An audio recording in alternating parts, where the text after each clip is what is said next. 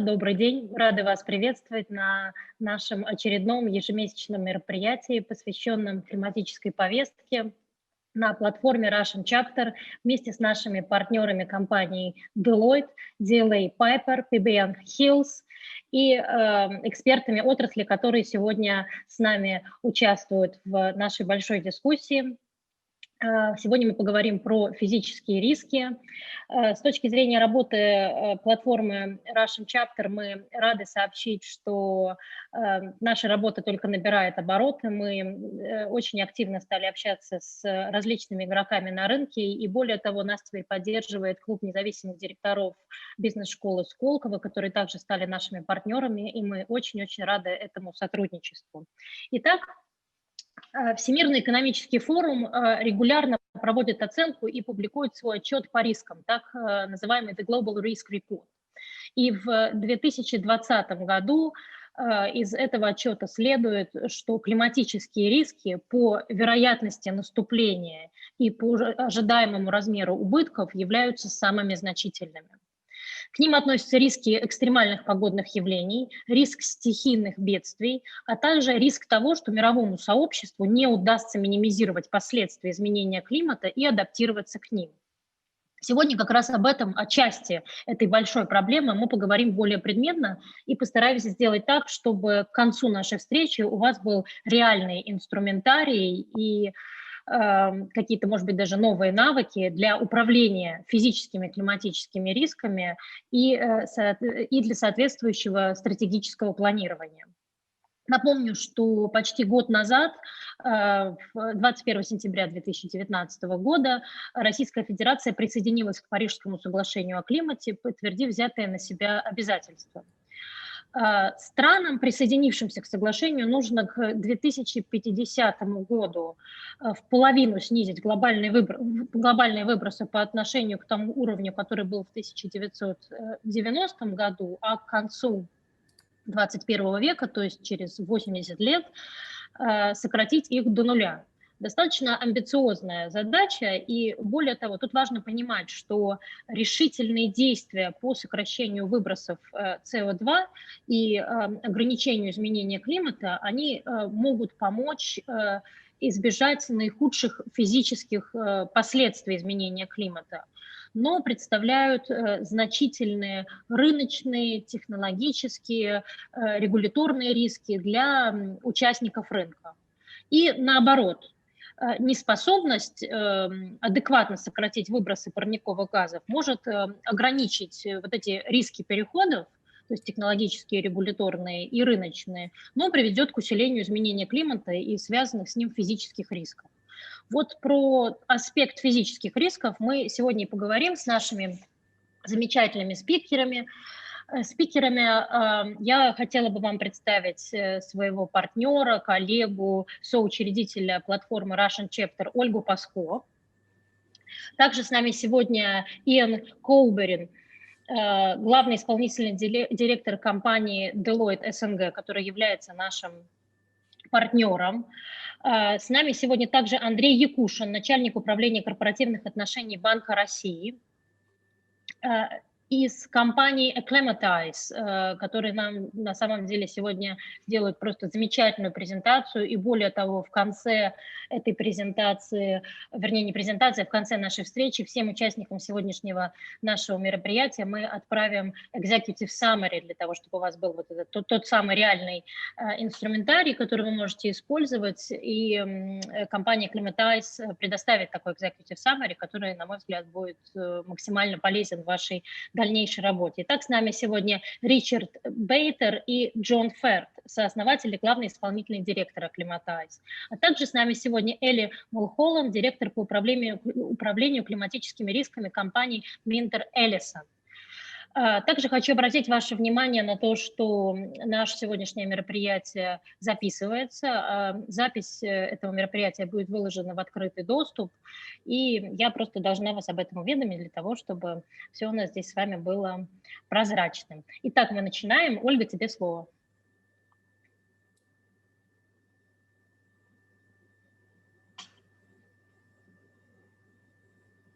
Здравствуйте. Всем очень рада всех видеть. Доброе утро. Елена, спасибо большое за открытие нашего круглого стола. Со своей стороны хочу добавить, что, например, в 2019 году изменения климата нанесли ущерб в 100 миллиардов долларов. И эксперты ожидают, что эта сумма достигнет 8 триллионов долларов к 2050 году. Когда мы говорим о физических рисках, мы в первую очередь подчеркиваем не только потенциальные стратегические риски, но в первую очередь мы пытаемся оценить финансовые риски, то есть ущербы, которые могут понести компании для самого бизнеса и для всех участников экосистемы. Соответственно, ответственность совета директоров не только раскрывать эти риски, но и уметь их предвидеть, ими управлять и искать их минимизацию. А для этого директорам нужны непосредственные знания, экспертизы и очень часто желание смотреть правде в глаза. С другой стороны, западные инвесторы все больше делают акцент на управление климатическими рисками. Вот, например, недавнее исследование Национальной ассоциации корпоративных директоров показало, что более 2 из 10 советов директоров, которые встречались с инвесторами, начинали свою встречу с обсуждения климатических рисков.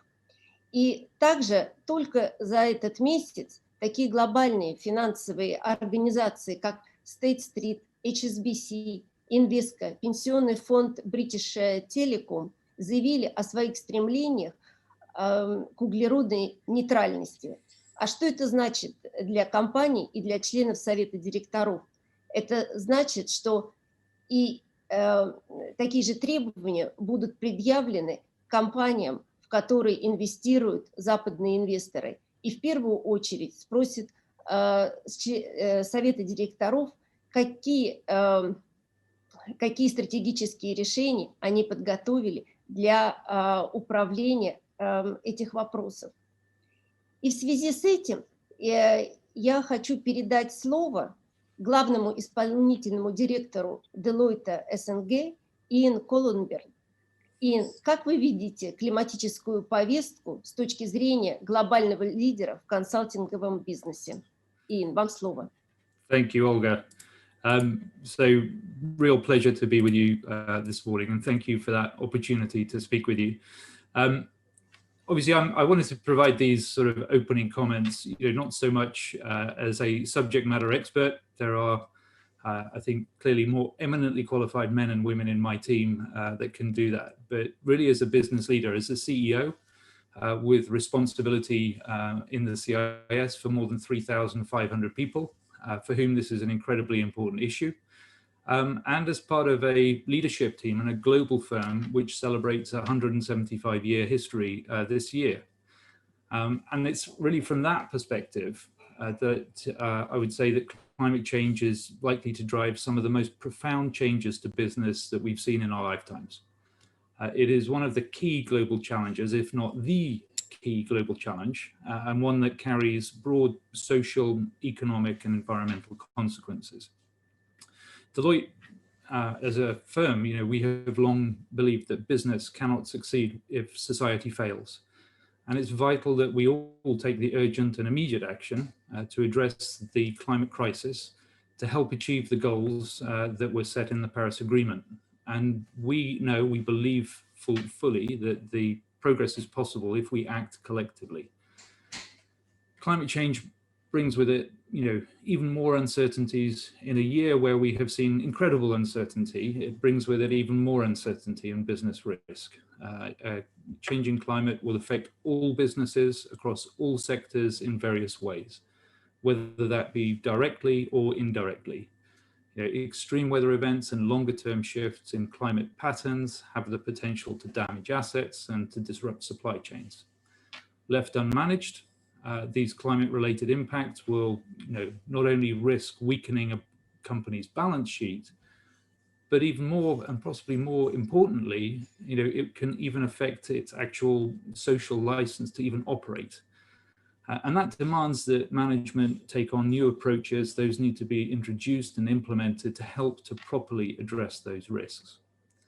And it's not just the physical risks, but the transition risks created as we move to a low carbon economy.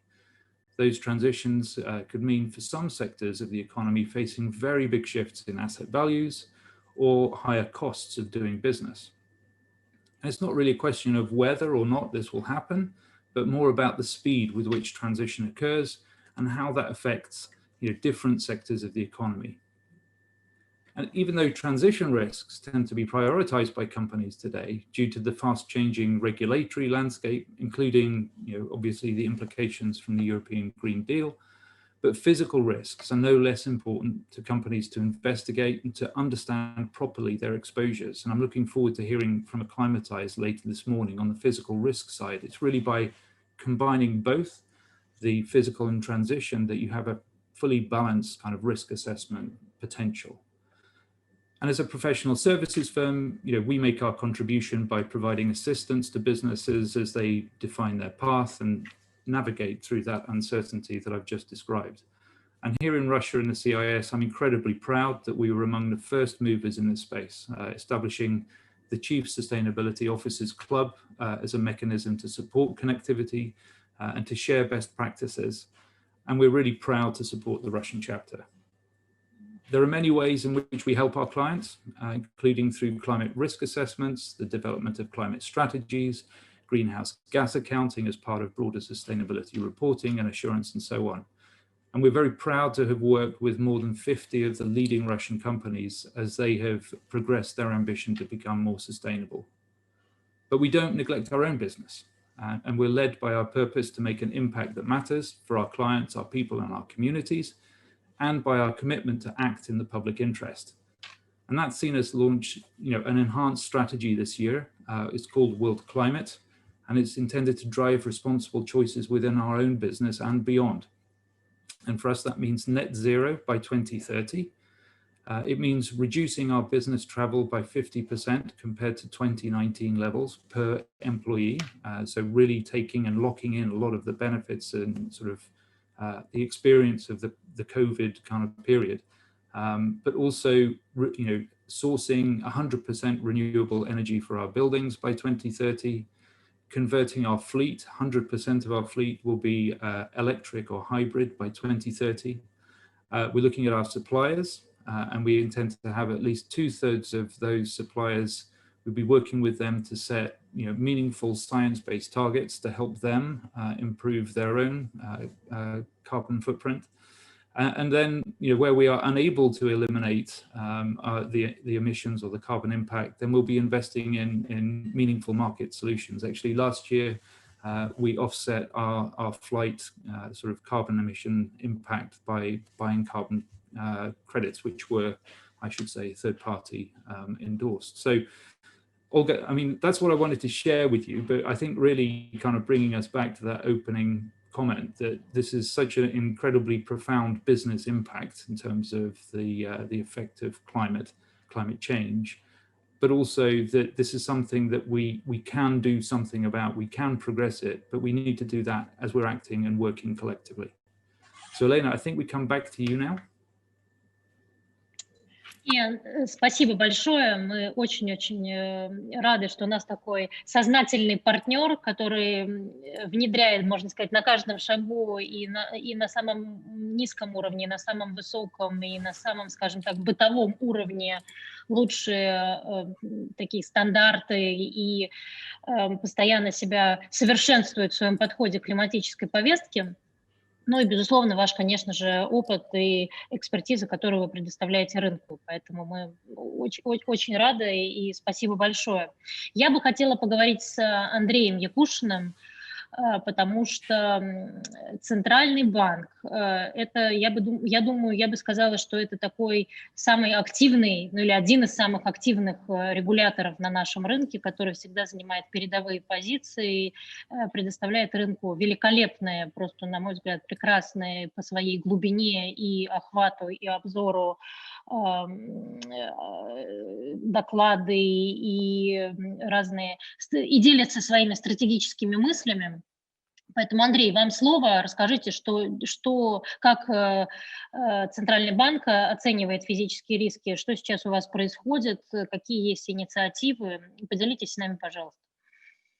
Доброе утро, коллеги. Большое спасибо за возможность рассказать о том, что Банк России делает в направлении развития устойчивых финансовых инструментов и ESG-повестки Российской Федерации. Сейчас эта тема действительно находится на пике обсуждения во всем мире. Большое количество форумов проходит по зеленым финансам, по рискам, связанным с изменением климата, по мерам, которые направлены на сокращение выбросов парниковых газов и предотвращение глобального потепления. И, конечно, Российская Федерация не может оставаться в стороне от этого процесса. Территория нашей страны очень большая, и физические риски велики для нашей экономики. И не только физические, конечно, риски, но и переходные риски. Сейчас Европа планирует внедрение карбонового налога. Соответственно, для наших корпораций это существенный риск, и, соответственно, нельзя не учитывать его в своей повестке российским компаниям. И не только, конечно, российским компаниям, но и органам регулирования надо принимать во внимание все вот эти перемены, которые происходят в сегодняшнем мире. И Банк России, естественно, не остается в стороне. Мы активно занимаемся темой развития устойчивого финансирования в настоящее время. И ряд мероприятий, собственно, уже нами осуществлен. Здесь нельзя не упомянуть о том, что в этом году приняты и один из нормативных актов Банка России уже вступил в силу. Это новые стандарты эмиссии. В них мы предусмотрели возможность маркировки облигаций зеленых и социальных. Принципы, которые заложены в стандартах эмиссии, гармонизированы с принципами ИКМА по зеленым и социальным облигациям. То есть для того, чтобы эмитенту маркировать свои долговые инструменты в качестве устойчивых, ему необходимо, соответственно, выполнить ряд условий, которые, собственно, записаны в стандартах эмиссии. Это направление привлеченных средств на проекты, которые сертифицированы независимым верификатором, как зеленые или социальные, раскрытие информации по этим проектам и, собственно, соответствие этим условиям на протяжении жизни проекта.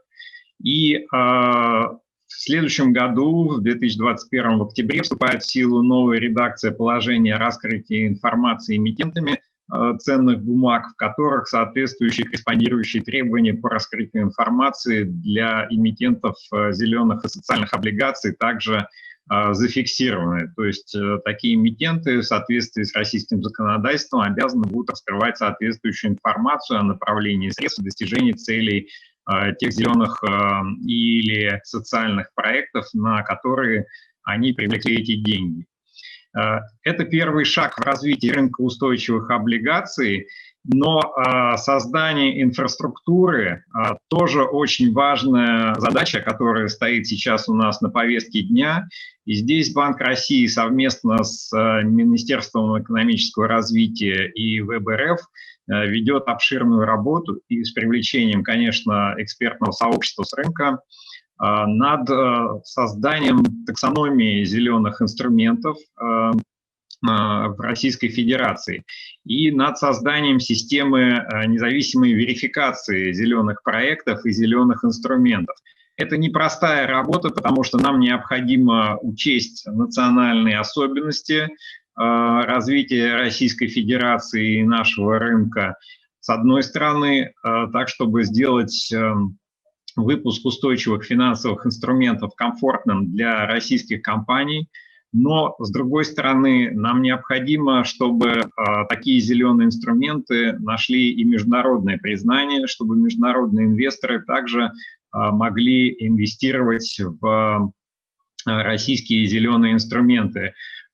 Полностью будучи уверены в том, что эти инструменты действительно соответствуют международным принципам зеленых или социальных или устойчивых финансовых инструментов. Сейчас эта работа находится в очень активной фазе. На сайте ВБРФ размещены проекты вот этих ключевых документов зеленой таксономии и методики создания системы верификации зеленых инструментов. Поэтому просьба всем, кто заинтересован в развитии этого рынка, посмотреть эти документы, пока еще работа над этим вопросом не завершена, и дать свой фидбэк ВБРФ. Соответственно, в конечном счете планируется эти документы утвердить на уровне межведомственной рабочей группы при Министерстве экономического развития и дальше использовать для развития рынка зеленого финансирования в Российской Федерации. Что касается климатических рисков и рисков переходных, Банк России подготовил и опубликовал доклад для общественных консультаций по учету климатических рисков в деятельности страховых компаний. Мы получили достаточно большое количество отзывов по этому докладу. Он был размещен на сайте Банка России. И мы видим, что крупные банки, например, в значительной степени уже вовлечены в ESG-повестку. Они смотрят на ESG-риски, и совет директоров крупных банков уже в значительной степени осознал ту проблематику, которая связана с климатическими изменениями и необходимостью учета рисков изменения климата. В страховом секторе немножко ситуация более сложная. Многие страховые компании, естественно, поскольку они страхуют в том числе и физические риски, связанные с природными катаклизмами, также задействованы в этой повестке. Но ряд компаний пока еще, можно сказать, у них это впереди повестка. Мы сейчас обрабатываем результаты пришедших к нам отзывов по этому докладу, и они будут опубликованы на сайте Банка России, естественно. Мы активно принимали участие в создании сектора устойчивого развития Московской биржи. Сейчас там обращается 7 выпусков 5 эмитентов. Мы считаем, что это уже большой прогресс, и, конечно, необходимо компаниям и инвесторам привлекать внимание к вопросам учета ESG-факторов в своей стратегии, в управлении компанией, для институциональных инвесторов, соответственно, в выборе объектов для инвестирования. Управление и развитие корпоративных отношений и Департамент корпоративных отношений Банка России занимаются в том числе продвижением кодекса корпоративного управления для публичных компаний, в котором уже заложен ряд рекомендаций по учету и раскрытию ESG-факторов для публичных акционерных обществ. Но в этом году, летом, в июле, мы опубликовали еще один ключевой документ. Мы считаем, что значение его очень велико. Это рекомендации по ответственному инвестированию. Этот документ предназначен для институциональных инвесторов, для кредитных организаций, НПФ, управляющих компаний, страховых организаций. И в нем мы предлагаем этим компаниям учитывать и раскрывать информацию об учете ESG-факторов, то есть факторов климатических, экологических, социальных и факторов управления.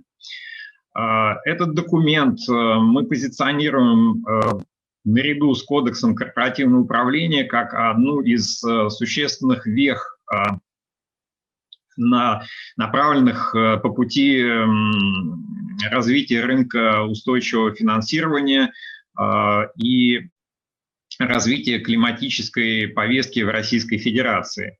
Это фактически первый документ, который обращает внимание финансовых организаций опять же, изданный регулятором финансового рынка России, на необходимость учета ESG-факторов и ESG-рисков при осуществлении процесса инвестирования. В этом документе, в рекомендациях по ответственному инвестированию, он размещен на сайте Банка России, переведен на английский язык, и английская версия также размещена на сайте Банка России. Помимо того, что мы рекомендуем учитывать ESG-факторы в инвестиционной деятельности институциональных инвесторов, также сформулирован еще ряд дополнительных принципов по развитию ответственного инвестирования, в частности, рекомендация по активному осуществлению на принципах добросовестности и разумности прав акционеров в портфельных компаниях, активного взаимодействия с компаниями, в том числе по вопросам климатической и социальной повестки. И мы будем смотреть, как этот документ будет внедряться. Он носит рекомендательный характер, в большой степени гармонизирован с принципами UN-PRI, созданным по инициативе Организации Объединенных Наций. И мы считаем, что это существенный шаг вперед на пути по продвижению экологической повестки. Что касается работы Совета директоров и учета ими экологических и социальных факторов и факторов управления, то есть ESG-факторов, мы считаем, что этот вопрос очень важен.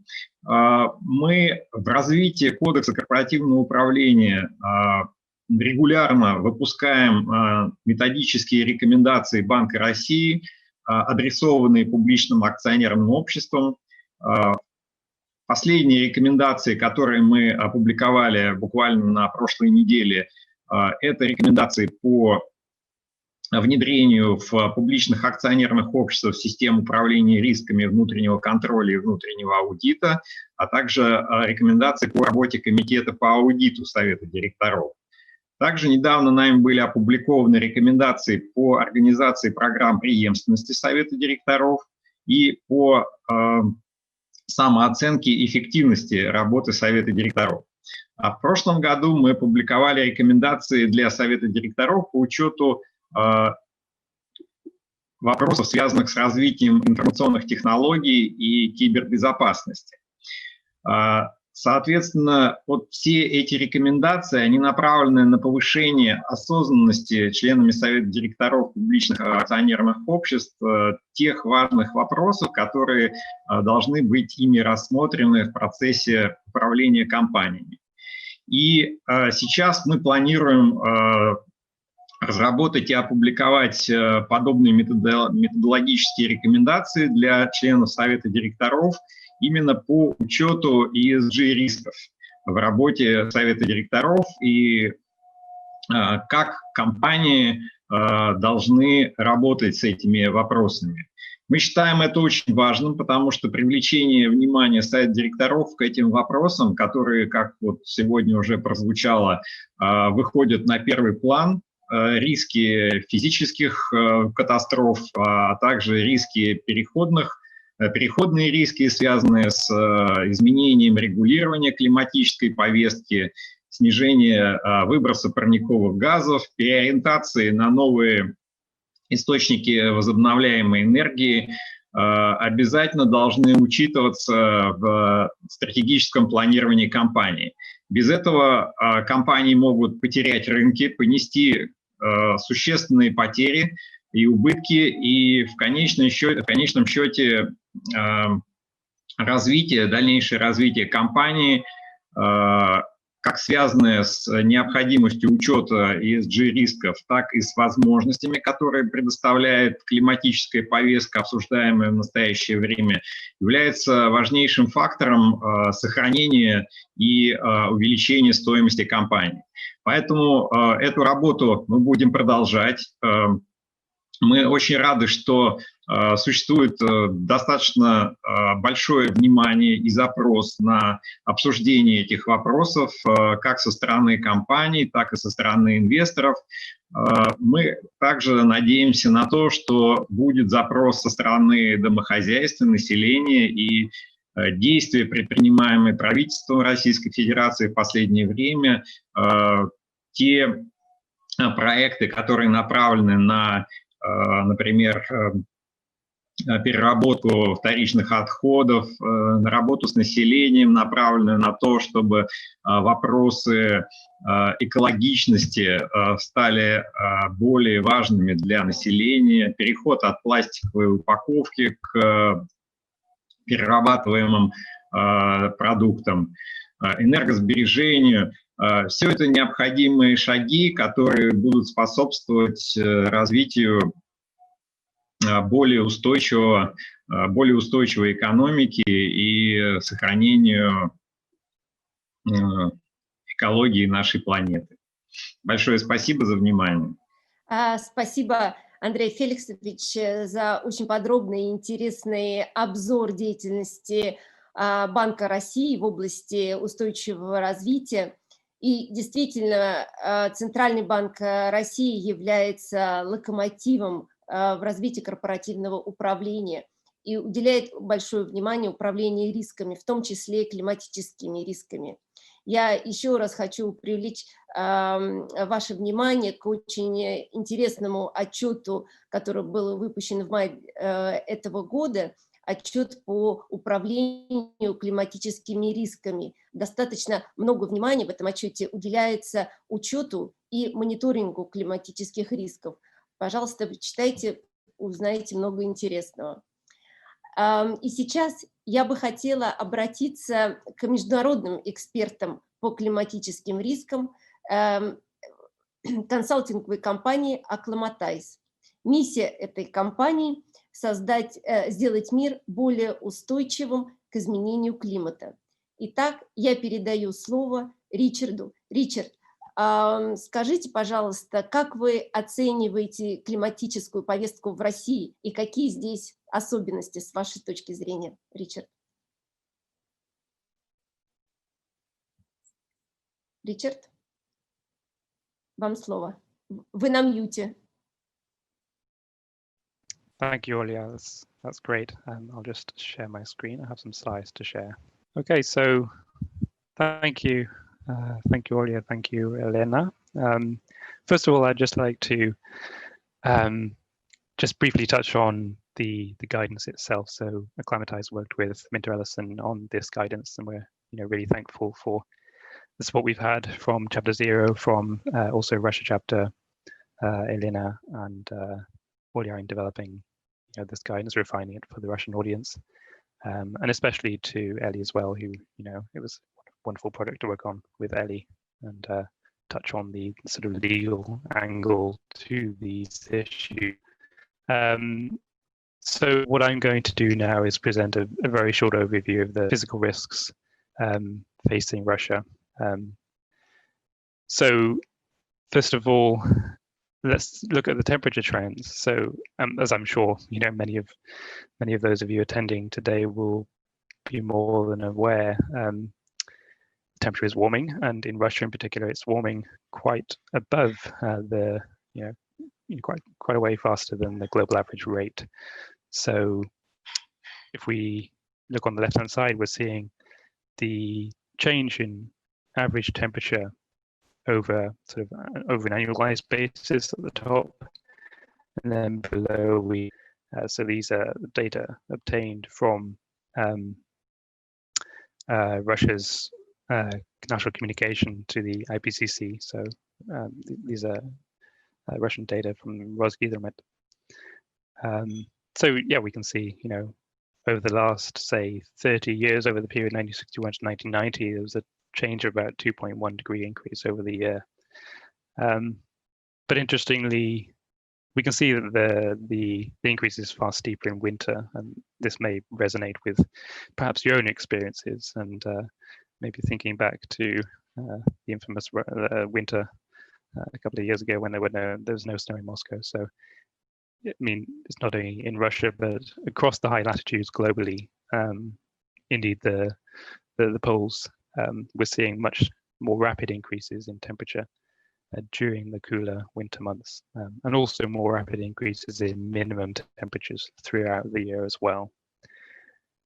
So in winter, at the moment, about 3.1 degrees increase over the period, 1961 to 1990. And we can also see within this, there's not only this, when you look, further in history, this increase is incredibly fast, and it's unprecedented within the last several million years. So it's very serious. And within this sort of average change, we have increasing variability as well. So of course we will still get cold waves, we'll still get frosts, but we can see the peaks and the troughs getting more amplified. So there's much more variability, especially during the winter months. On the right-hand side, we're looking at the change in temperature towards Arctic Russia.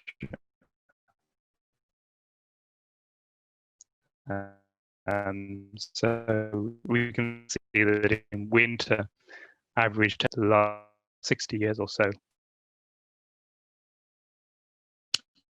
by about, or since the 1960s, sorry, by about 2.5 or more marked increase during the winter months as well. So today we're looking at average temperatures in the Arctic region around -20 compared to around minus 23.5 during the 1960s.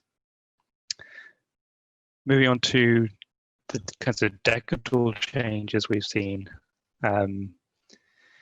On the left-hand side, we have the average, the seasonal temperatures as well below, and we're looking at the change over the period 1976 to 2016, and we're looking at the change per decade.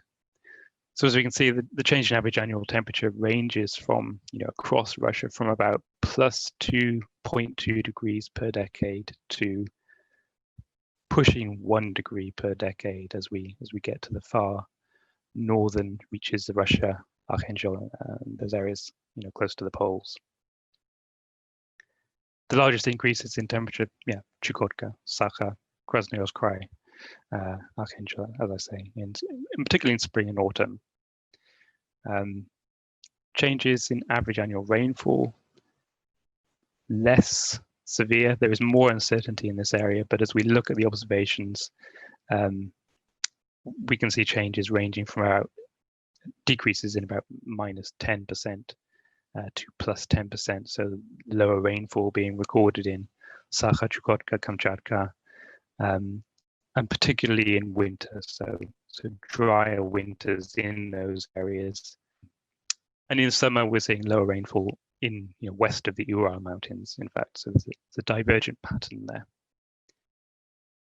Across the board, though, again, this may also resonate with some of the experience you have, increasing frequency of extreme rainfall events. So although there is a mixed picture of changes in average rainfall across the country, there is a sort of a pattern of more intensive rainfall events that, of course, can result in more, substantive destruction to infrastructure and interruption of supply chains and livelihoods. So, segueing into the impacts on hazards. So, according to Roshydromet, the recorded extreme weather events have approximately doubled in number since the mid-1990s. So if we look at 1996, there were recorded about 206 extreme weather events. As we reached 2012, the peak in 2012, there were 469. And 2016, the most recent year recorded here, down to 380. But we can see an upward trend there. And as Vladimir Katsov of the Voykov Observatory has said, that regardless of whether there is international agreement or not, adaptation, because of this increase in extremes, because of the increases in averages as well, adaptation to climate change is an absolute necessity for Russia. What are these extreme events? Heat waves, so they're becoming longer and more intense across Russia. permafrost melts. So about 60% of Russia presently sits on permafrost ground. But of course, as the temperatures warm, this is becoming more unstable. It is diminishing in extent. It is resulting in flooding, and it is even exposing populations to new, or at least previously hidden diseases. So anthrax has been a particular risk in Siberia, posing a risk to local populations, reindeer herders, agriculture. Flooding, so we're also seeing increasing severity of flooding in Siberia. 2019, July, in Irkutsk, there was perhaps the most severe and highest impact flood events we've seen in Russia in the last century or so. 25 people were killed. So again, this is not a risk that is not a risk that's going to be going away. So increasing frequency of floods, particularly in the Far East. Wildfires related to grasslands, forests, peatlands. We saw from the previous slide that in particular in summer, we're going to be, well, we have been observing less rainfall west of the Ural Mountains. Some of you may recall the peatland fires just outside Moscow several years ago. That has been sort of linked to this pattern of drying of peatlands in and around Moscow, and such events are unlikely to reduce in frequency in future, and indeed more likely to increase. Severe storms as well a likely increase in this phenomenon too. Cold waves will not go away. So as I said on the previous slide, there is omnipresent risk of cold-related hazards as we see this increasing variability and extremes in the climate. So there will be, of course, remain very, very cold years. Drought and pests, parasites, and diseases. So I touched on this, in connection with permafrost melt, but it does. The pest parasites, they as the temperature warms, crops, humans will be exposed to increasing risks associated with pests and parasites as the habitable range of those different pests and parasites increases and exposes larger populations and crops to them.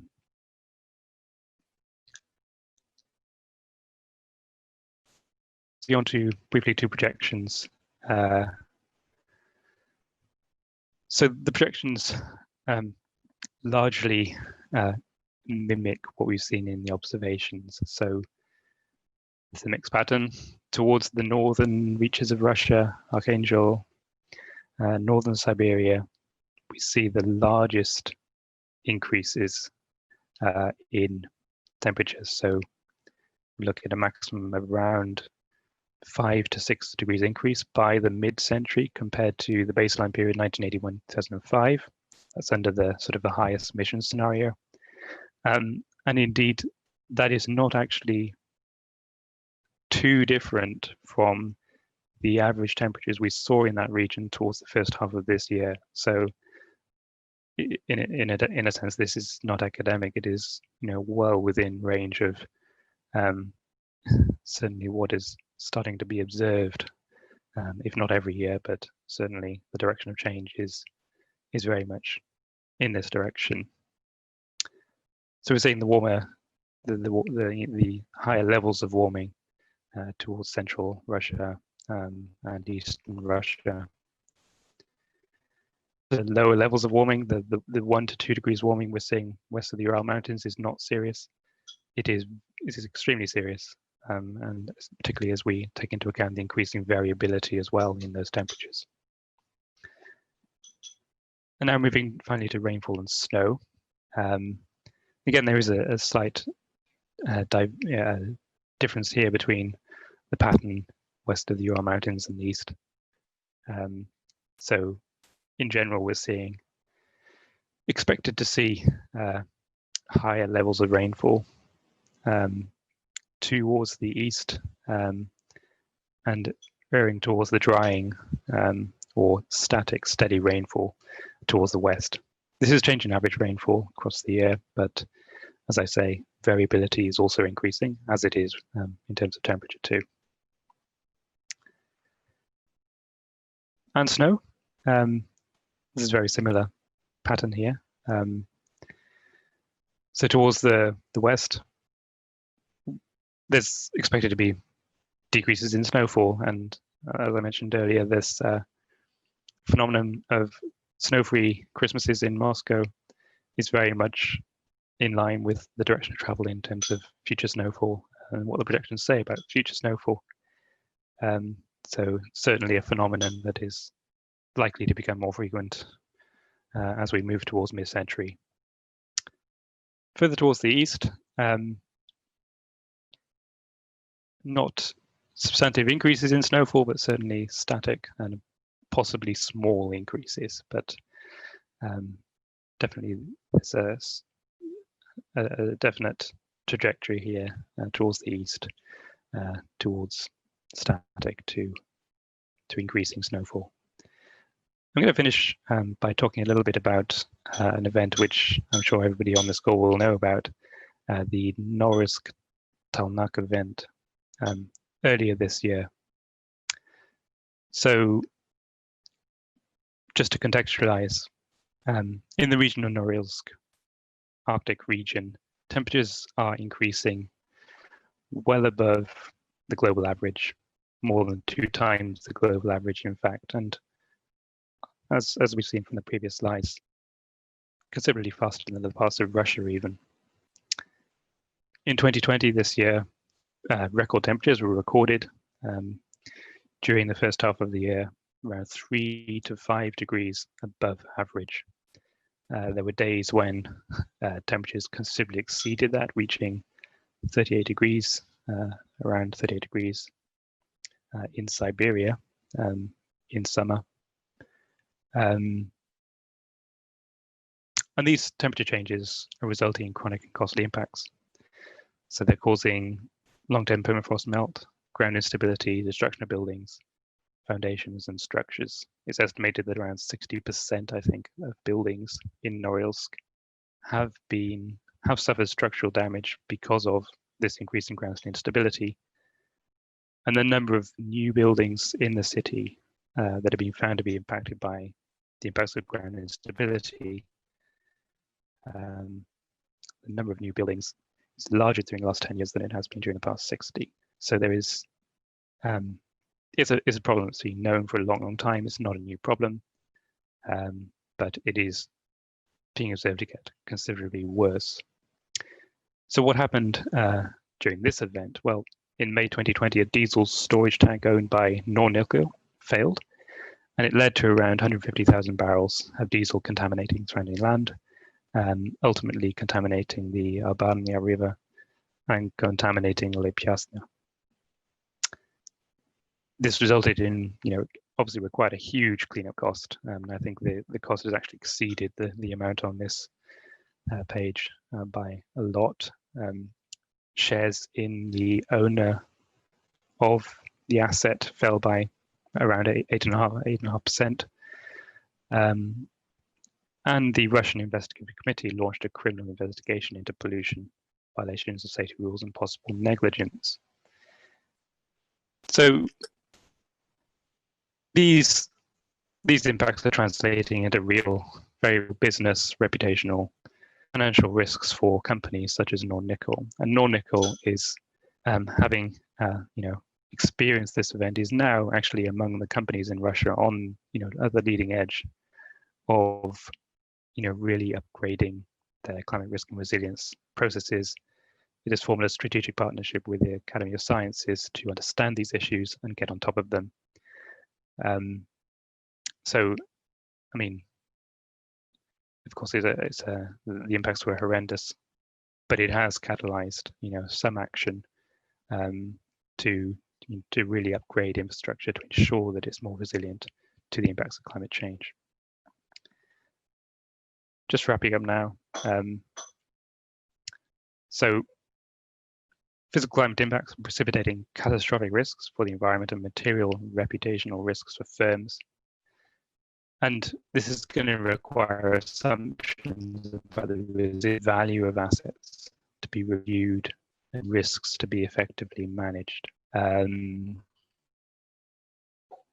This is not only, in a company's own interests, but as we've heard from earlier presentations, this is definitely the direction of travel in terms of regulation. So there's going to be much more expectation on the part of regulators to disclose and the risks that companies are facing. And it's also the direction of travel that is lined out in the publication earlier this year by the Russian government of an interim 2-year strategy that essentially tasks government departments to develop sector-related plans, strategies in order to organize and even legislate for enhanced resilience across the economy. And I think what is interesting about this event is that it's not only, of course, climate change resulting in very real material impacts for firms, but it's also giving rise to compliance risks. And I don't mean compliance risks with regards to incipient or new climate-related laws particularly, but compliance risks to existing laws. So the violations of law that were pertinent to this case were to existing laws. So as the ground shifts literally under the feet of corporates, they may find themselves being increasingly in breach of existing laws that they must abide by. But I won't say any more on that because Ellie will more than competently say about this in much more detail. Thank you. That's all.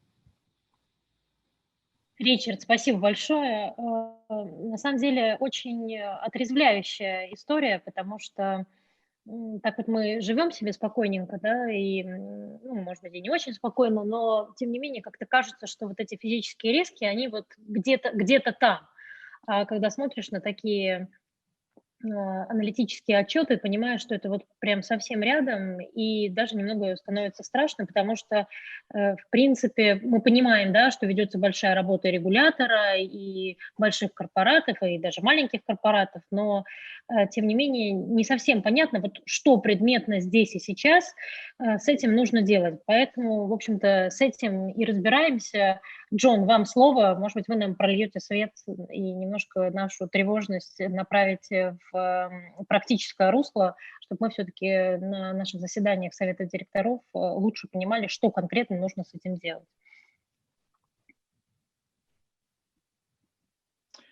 Okay, thank you very much, Elena, and good morning, everybody, and thank you for joining us today. I'm just going to share my screen with you, so hopefully you can see my slides. So just to say a little bit about Acclimatise, just an introduction. We're an analytics and advisory company. We focus entirely on exploring what are the implications of the physical climate changes that are underway. We don't deal with the transition risk, although we work very closely with an awful lot of people who do. We've worked now in over 70 countries, 400 plus projects. We've worked in Russia in the past, and we work both with the public and the private sector, and we work in developing and developed countries, and we also work particularly with corporates and the financial services sector. So for example, on corporates, and just picking up Richard's point about the Norilsk incident with Nornickel, a large number of our current corporates are actually the mining sector, because they are faced with some quite significant impacts on their operations now, as well as those impacts escalating over time. And then on the financial services sector, we're currently engaged on a project with 36 of the world's leading banks. We work with insurers, investors, and the financial services as well, with regulators and central banks. So what we're seeing is quite a complex mix of impacts and also risks, and also opportunities and potential solutions. And what is very clear to us is that climate change is a systemic risk. It's not just a single factor risk. It really does sweep across social, cultural, geopolitical, environmental, and economic systems, and that's something quite important to understand. Next slide. I'll just move on to, sorry, the slideshow.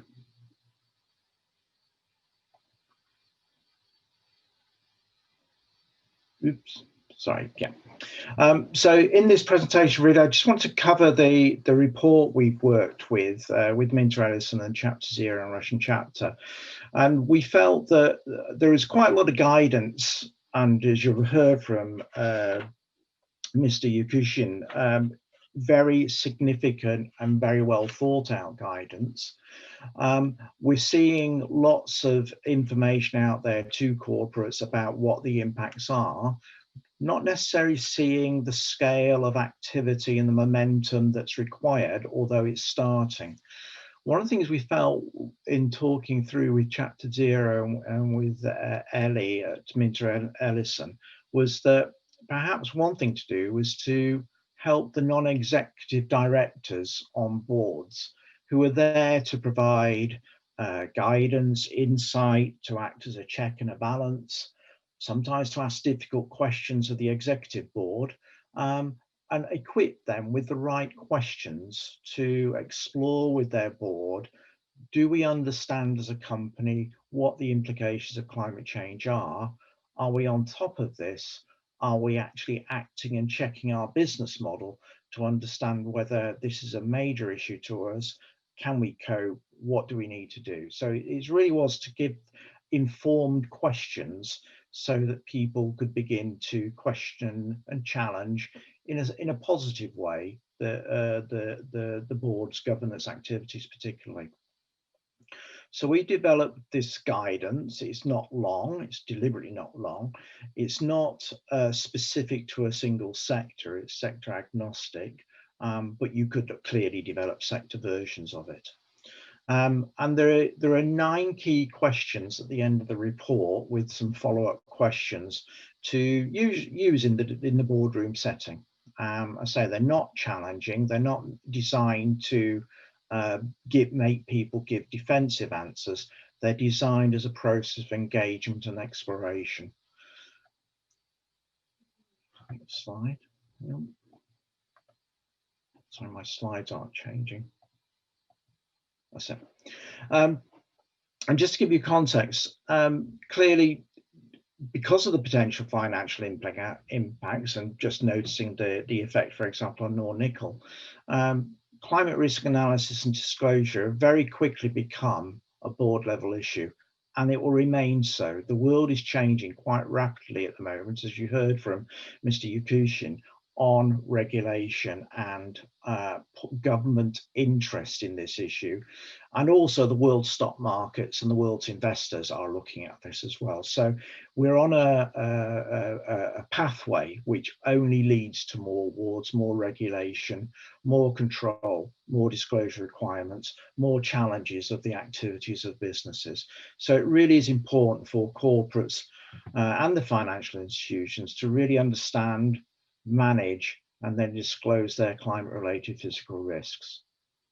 And just to give a summary, you've heard very clearly from Richard about the impacts that are being seen and expected in Russia over the coming years. We're at a level now of greenhouse gas emissions, which is just unprecedented. Global mean temperatures have risen globally by approximately 1 degree C, but clearly in parts of the world it's much greater. And even if we switched off all the lights tomorrow morning and didn't consume any more fossil fuels and controlled the level of carbon that was in the atmosphere, we would still see further increases in temperature until at least 2040 because of the time lag effect of the emissions.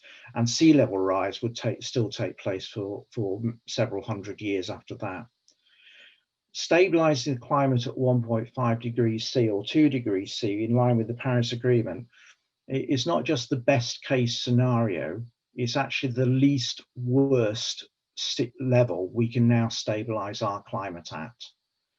And it shouldn't be thought of as some sort of safe level. At 1 degree now, we're already seeing significant adverse effects. Even stabilizing at 1.5 degrees represents a significant step forward in the number of and scale of impacts that we will face. So 1.5 and 2 degrees C are not safe levels. They are extremely dangerous levels, but they are the best we can now stabilize at, and we have to understand that. And all of these mean that there are going to be far-reaching consequences on social, human, and natural systems.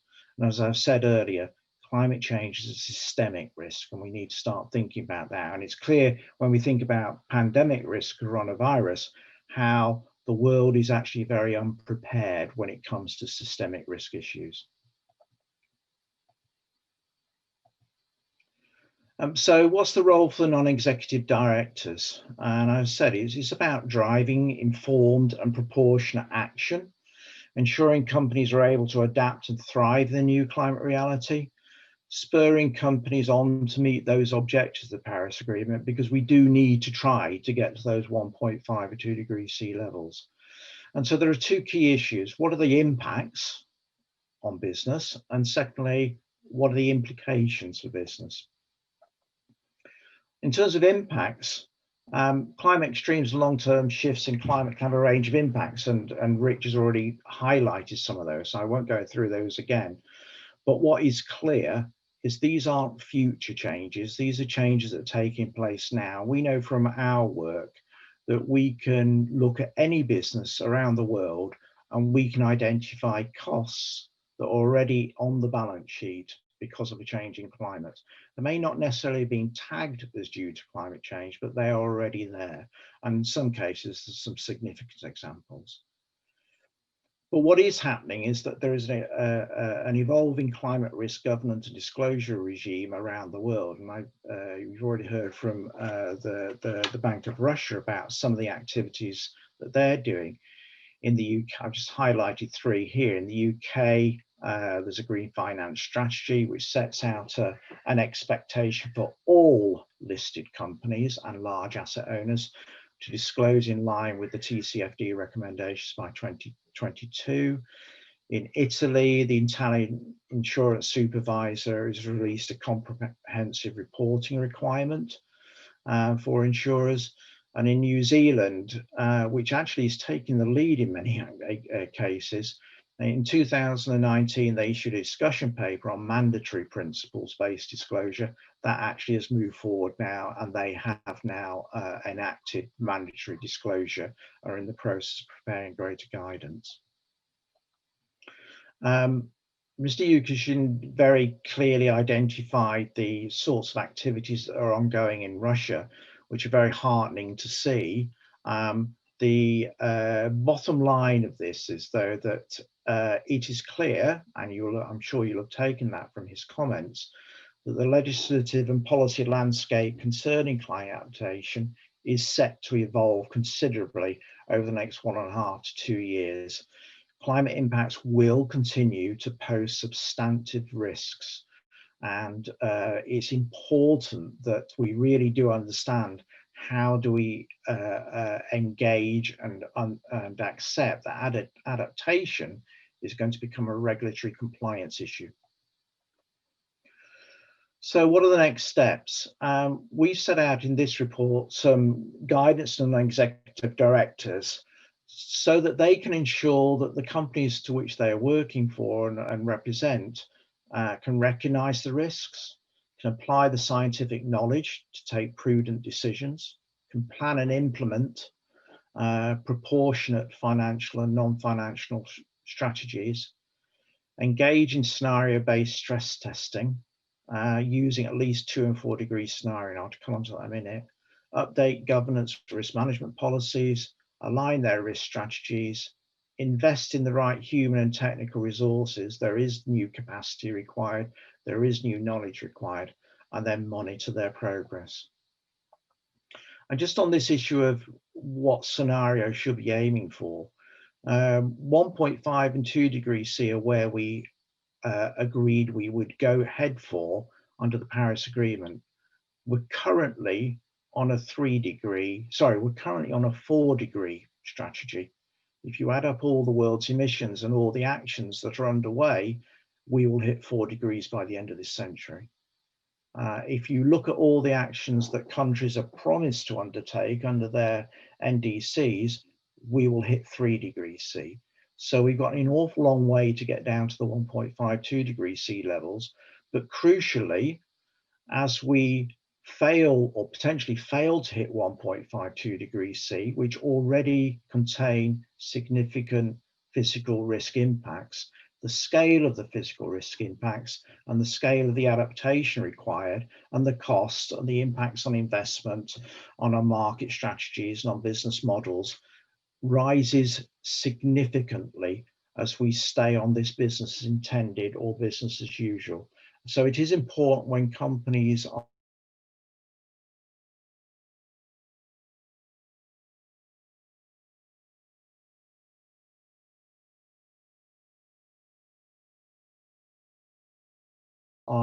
world. So what are the questions? And I won't go through these because I appreciate we're going to run out of time. We've aligned them against the 4 pillars of the Task Force on Climate-Related Financial Disclosures. They are governance, strategy, risk management, and metrics and targets. So the 9 questions are related around the governance areas, the light grey ones at the top. The strategy on this right-hand side under resilience, 4 questions around risk management, and then 1 question on metrics and targets. We believe that these are the opening questions which a non-executive director can start to engage a board with. And I'll give you one example now of one of those questions. This is the resourcing question that is from the governance set. And what we've done is we put down an initial question, and then we followed it up with what are the follow-up questions. There's always a tendency, we all know this, that when you are asked a question, just imagine how a politician responds to an interviewer asking him a question on a television program. The first question the politician is asked, the response is quite either defensive or they answer to another question, what they want to tell you. The follow-up questions are designed to just keep drilling down to ensure that the discussion is related to the key topic and really start to build up a process of engagement on, is this an issue for us as a business? Do we need to do more work in this? And each of these questions has that same process of a major question, top level question, and then 2 to 3 follow-up questions. So you can't just escape by giving quite a simple defensive answer because there are these follow-up questions. I'm going to skip through these next slides because they are just the actual questions, and you'll be able to see those from the report. So just as a final thing from me, in summing up, the direct and physical impacts of a changing climate drive many and varied impacts on firms, their stakeholders, and their customers. It's very difficult to give standardized sets of impacts because each business is different by their very nature. It's unique. It has a different business model. It has different assets. The age of those assets are different. Its customer base is different. Its supply chain and value chain is different. Therefore, each company does have to look at this on their own, but within the guidance that is available to give them help and support. We are talking about material financial risk for individual firms And obviously, when you add that up to economies, and it represents systemic risk. And those risks do transmit across sectors, across geographies, and across countries. So an effect in one country can have an effect on another. There are evolving disclosure requirements, and investor expectations are increasing. So this will become a qualifier in deciding which businesses are well run and which businesses will attract investment going forward. Improving ownership and oversight of climate-related risks at the boardroom level is now essential. It will be, as I said just earlier, a qualifier on is this a well-run business or not. And this guidance has been designed to inform and guide in non-executive directors in starting to give that oversight on the activities of their business. So the report is available to read, and we'd be very happy to answer any questions on that when needed. But I think I'm handing back to Elena and to Ellie, I think now. Спасибо, Джон, за представление практической дорожной карты и алгоритма действия для члена совета директоров. Это очень, для меня вывод такой, что в то время как многие климатические воздействия сегодня неизбежны, но последствия для бизнеса еще можно изменить. Поэтому если наши директора хорошо информированы и имеют всю возможность реагировать правильно на климатические риски, значит, они максимально подготовлены.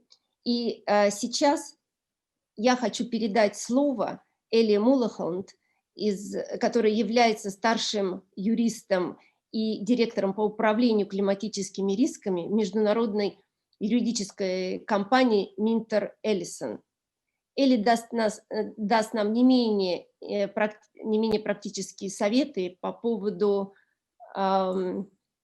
управления климата и обязательств, которые компании и директора могут иметь из-за изменения климата. Элли, вам слово. Thank you so much. Good morning, and thank you to the teams at Russian Chapter and Deloitte for the opportunity to speak to you today on this piece of work that we did with Richard and John at Acclimatize.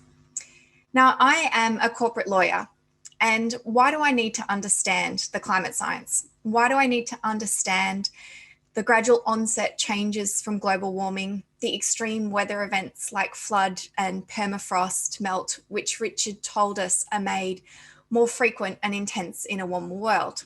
Well, I need to understand it because it affects the things that matter to me as a lawyer: risk and liability. And when I say I need to understand it, I mean in like a high school science kind of way. So I'm not pouring into the minute details of scientific papers, but I need to understand the big concepts, the physical drivers of the climate, that these changes are non-linear, and that they're different across geographies and timescales. I need to be inquisitive and ask the right questions for experts like Acclimatize. And I need to translate what that means into my role as a lawyer and the advice that I give my clients. And so directors, you're in a similar position to do your job well, to oversee appropriate risk management processes, to drive resilient strategies for your companies, and to disclose meaningful information in compliance with mandatory obligations. You need to understand the physical risks of climate change too. So today I'm going to talk about governance and liability in a warming world. And so these are both drivers and consequences of physical risks being on the board agenda. So I'm going to highlight some of the advice in the primer, but a caveat up front, I am not a Russian qualified lawyer, so I'm going to focus on international trends and developments and high-level principles. Okay, so in the primer, we have these 9 key questions for directors, which John introduced. And you'll see that good climate risk governance up the top, that provides the foundation for the rest. This is assessing the risks and impacts on the business, setting resilient strategy and targets, and taking up the opportunities. Then we have liability down the bottom. And in English, we call this the pointy end of the stick. But this is the bottom of the diamond. And when I say that you don't want liability to be the wrong kind of driver, I mean the too late driver. Because directors around the world face a risk of their board or company being sued or facing fines for a breach of directors' duties or misleading disclosure, or for failing to prevent a company's breach of environmental obligations when a physical risk materializes. So you want liability to be the good kind of driver, because you assess liability risks in advance and you mitigate them. Now, we're all aware climate change is a financial risk, and so are your investors and stakeholders. That means we're seeing an ongoing ratchet or increase in investor and regulatory expectations of the governance and disclosure of these financial risks from a changing climate. So your stakeholders, from investors to creditors to credit rating agencies to financial regulators like the 72 central banks and financial supervisors that are part of the NGFS, or Network for Greening the Financial System. That includes the Bank of Russia. Now, they understand that climate issues are not just carbon emissions. This is not just a matter of disclosing your greenhouse gas emissions and setting emissions reductions targets. Good climate risk governance and disclosure also involves adaptation. This is taking into account the physical risks of climate change, asking how resilient are your assets and supply chains to the particular risks that your business faces today and to different warming scenarios in the future, and where possible, mitigating those risks. Now, the COVID-19 pandemic has shown us the weakness of these just-in-time efficiency maximization business models. And to survive and thrive in the kinds of uncertainty, radical uncertainty that we have in a warming world, we will need to focus on resilience and actually what I've heard called just-in-case business models. So now moving to disclosure. A key driver of corporate governance of physical risk is the expectations on companies to disclose those risks.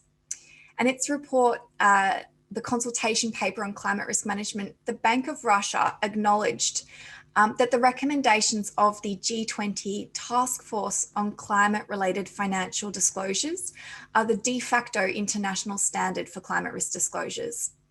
And over 1,400 organisations are official supporters of the TCFD, as we call them. And they represent a market capitalisation of over $12.5 trillion. And that includes Cyber LLC, SIBUR, I'm not sure how to say that, and also UC Rusal. So we've got some first Russian supporters signed up. And first mover jurisdictions like the UK and New Zealand are bringing in new rules for mandatory TCFD disclosures. So these TCFD disclosures of both the physical and transition risks are recommended to be in annual reports. So as non-executive directors, to sign off on those reports, you'll need to be sure of the robust processes underlying those disclosures. So it's best to start those processes now, even if you're not yet doing TCFD disclosures. But as Andrei Yakshin just mentioned, the Moscow Stock Exchange is involved in the initiatives by the Bank of Russia to progress corporate governance and disclosure of ESG and climate risks by banks and insurers and public companies. So the direction of travel is clear in terms of increasing expectations. So against that backdrop of these drivers, let's look at some of the governance and liability consequences with a taster of some of our acclimatise and Mintrellison guidance for directors, which, as John says, it's questions that you can ask your board and management and at what time. So sometimes these can be annually, regularly, or when you're approving or entering into specific transactions.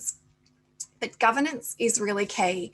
And one question is whether oversight, strategy, assurance, and disclosure mechanisms in relation to physical climate risks are adequate to fulfill your director's duties.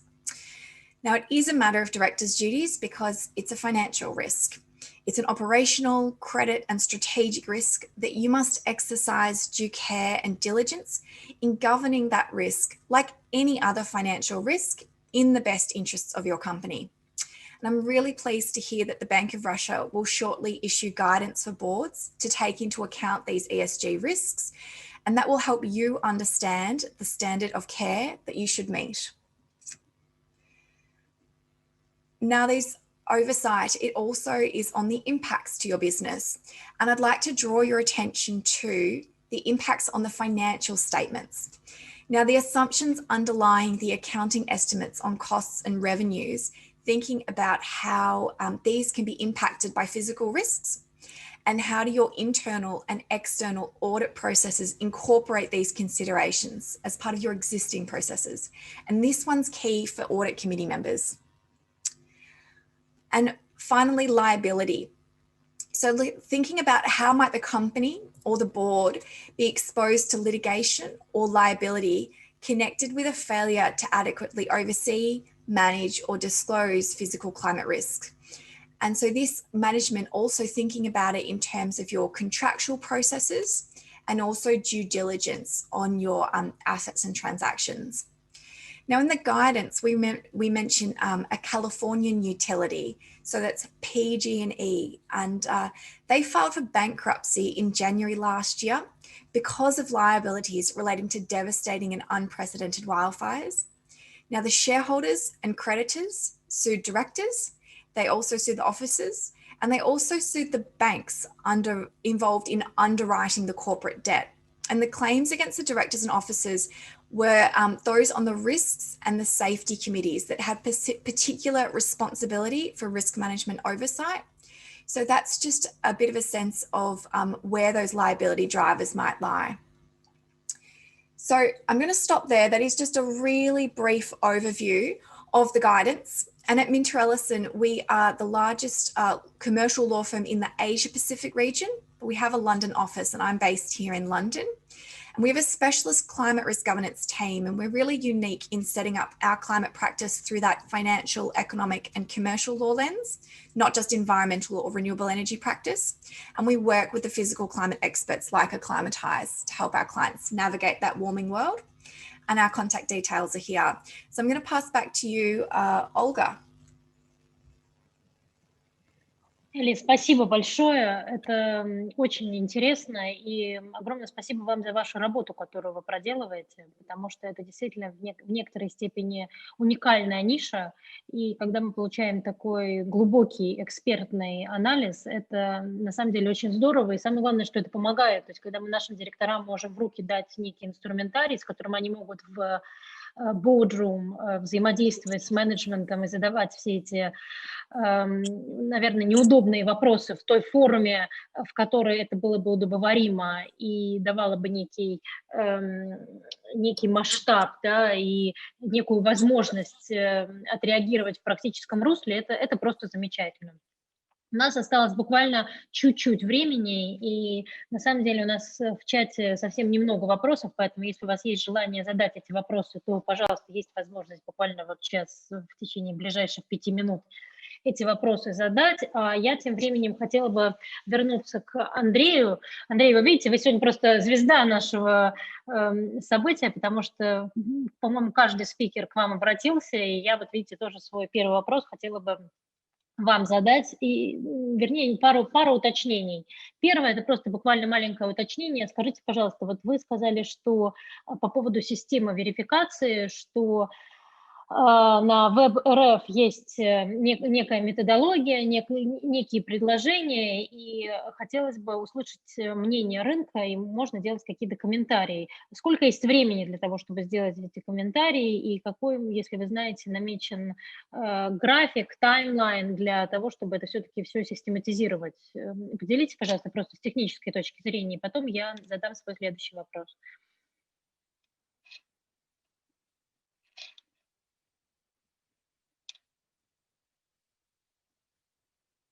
Так, Андрей.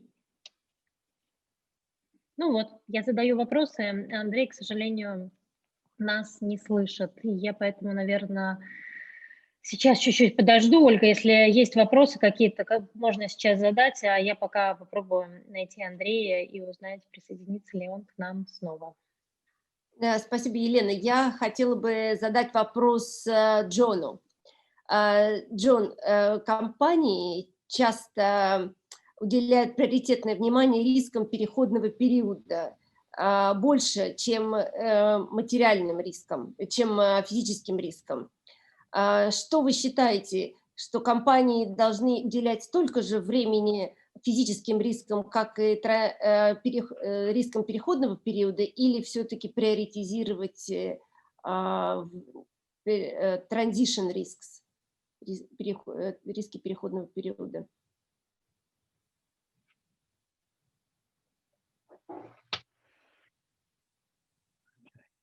That's a very good question, Olga. I mean, the first thing is yes, you're right. There is far greater emphasis and focus on the transition side. And it's clear, you know, when we think about the Paris Agreement, we have to cut our emissions in order to stabilize the climate. That is an absolute necessity. We have to do that. And the transition side is also has far more regulatory compliance associated with it. So the pressure is far greater on many businesses to act on the transition side at the moment. But it doesn't mean you put the physical risk side to one side. You can't do that. You have to look at both. And there's another reason why you have to look at both, and that is many of the transition actions that are being taken actually have physical risk consequences and drivers. And we can see that, for example, many of the decisions that are being taken on transition have actually been taken without considering the physical risk implications. So just because something is seen as, for example, a sustainable renewable energy resource, and people have been shifting into investing in those sectors, doesn't mean the renewable energy source is somehow immune from the physical impacts of a changing climate. And we've come across projects where they've just not considered what those impacts are. So their expectation of the value of that switch in terms of reducing emissions and in terms of its operating performance and investment performance, actually, they may have got that wrong because they've not taken into account the physical risk. So the answer is you have to do both, and you have to do them now. Спасибо, Джон. И Андрей вернулся. Елена, может быть, ты повторишь? Да. Отлично. Ну, я тогда сразу со второго начну. Ну, вернее, так, Андрей, если можно, кратко, первый вопрос. Сколько есть времени и где это еще раз можно сделать, чтобы откомментировать на веб.рф,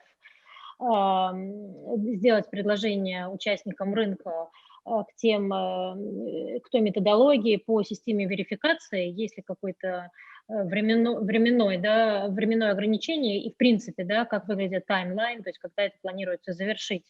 И второй вопрос, который я хотела задать, это по докладу Центрального банка. Я так понимаю, что вы сейчас активно получаете отзывы от рынка и как-то их аккумулируете. Можно ли уже сделать какие-то выводы или еще преждевременно?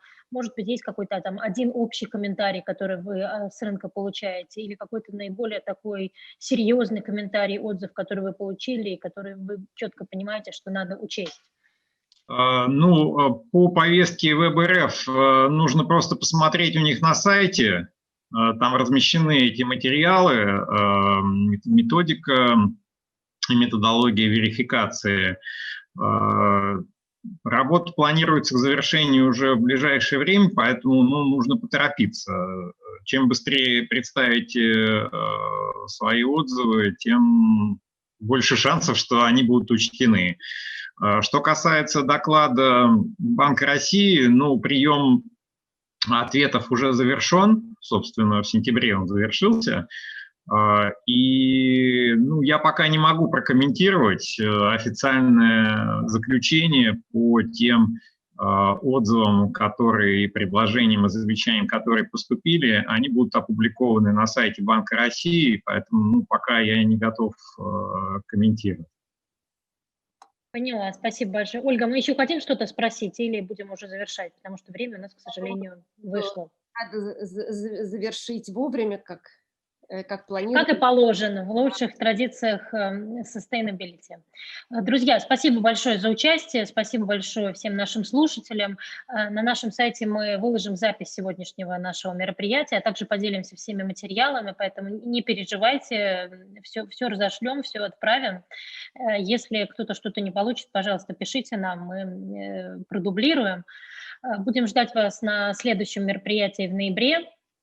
Обязательно все анонсы сделаем. Если есть какие-то у вас пожелания или какие-то специальные вопросы, пишите нам на наш общий email-адрес. Мы обязательно всем ответим и адресуем ваши пожелания.